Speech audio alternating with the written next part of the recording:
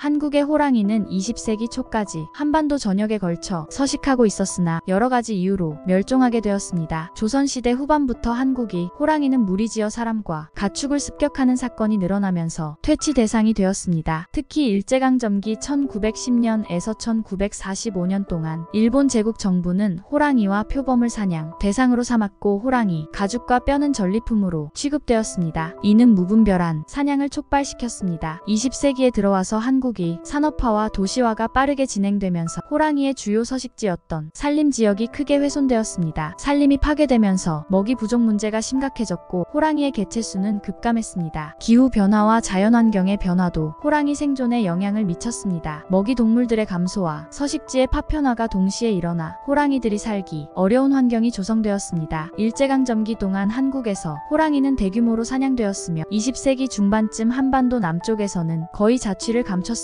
공식적으로 한국에서 마지막 호랑이가 목격된 것은 1920년대 중반으로 기록되고 있습니다. 그러나 북쪽, 특히 함경도나 개마고원 같은 산악지대에서는 더 오랫동안 호랑이가 서식했을 가능성이 있습니다. 현재 남한에서는 호랑이가 멸종된 것으로 간주되지만 북한 지역에서는 아직 생존 가능성이 제기되고 있습니다. 오늘날 한국에서는 호랑이를 다시 복원하려는 노력이 계속되고 있습니다. 주로 시베리아 호랑이의 보존 프로그램이 중심인데 한국 내에서는 자연 상태에서 호랑이를 복원하기에는 현실적인 어려움이 많습니다. 대신 호랑이의 보존과 복원을 위한 다양한 연구와 노력이 남북한 및 러시아, 중국 등과 협력하여 진행되고 있습니다. 한국의 호랑이는 더 이상 야생에서 볼 수 없지만 그 상징성과 문화적 중요성은 여전히 살아있으며 여러 공원이나 동물원에서 시베리아 호랑이를 볼 수 있습니다. 한국에서 호랑이가 멸종한 것은 자연 생태계와 사회 문화적으로 여러 부작용을 초래했습니다. 호랑이는 생태계의 최상위 포식자로서 중요한 역할을 했으며 그들이 사라진 후 다양한 생태적 변화와 인간 사회의 변화가 일어났습니다. 호랑이 같은 최상위 포식자의 멸종은 생태계에 큰 영향을 미칩니다. 특히 호랑이가 멸종하면서 발생한 생태적 불균형은 다음과 같은 부작용을 가져왔습니다. 호랑이는 주로 멧돼지, 사슴, 고라니 등 초식동물을 먹이로 삼았기 때문에 이들의 개체수를 자연적으로 조절하는 역할을 했습니다. 호랑이가 멸종한 후 이들 초식동물의 개체수가 급격히 증가하면서 숲과 산림의 식생이 과도하게 훼손되기 시작했습니다. 이로 인해 산림 생태계가 파괴되고 다른 동식물들에게도 부정적인 영향을 미쳤습니다. 호랑이가 사라진 후 멧돼지의 개체수가 증가하면서 멧돼지가 농작물을 파괴하거나 마을로 내려오는 일이 자주 발생하게 되었습니다. 이는 농민들에게 경제적 손실을 초래하고 멧돼지와 사람 간의 충돌이 빈번해지는 원인이 되었습니다. 현재도 멧돼지 피해가 한국 농촌에서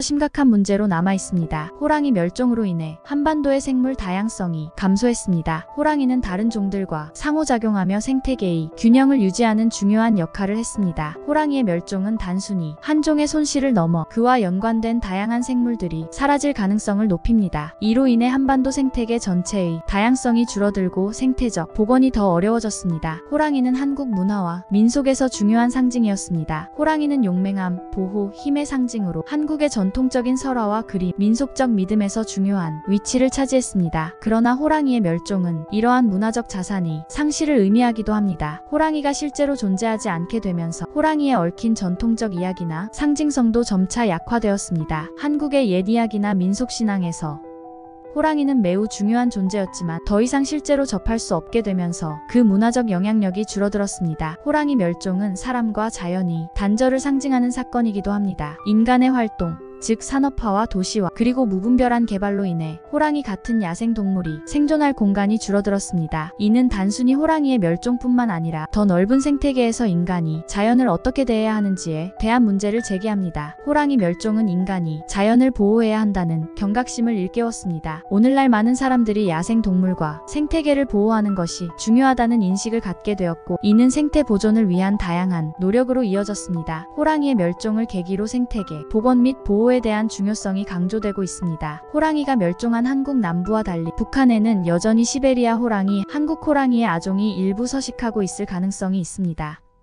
따라서 한반도 전체의 생태계를 복원하려는 노력은 남북한 간의 협력을 필요로 합니다. 이는 자연보호를 위한 국제적인 협력뿐만 아니라 통일 이후 생태계, 보건 문제에서도 중요한 이슈가 될 수 있습니다. 한국에서 호랑이가 멸종한 것은 단순히 하나의 동물종이 사라진 사건이 아니라 자연 생태계의 불균형, 생물 다양성 감소, 문화적 상실 등 다양한 부작용을 초래했습니다. 동시에 이는 인간과 자연의 관계를 재고하게 만드는 중요한 계기가 되었으며 오늘날 한국에서는 생태 보존과 환경 보호에 대한 관심이 더욱 커지고 있습니다.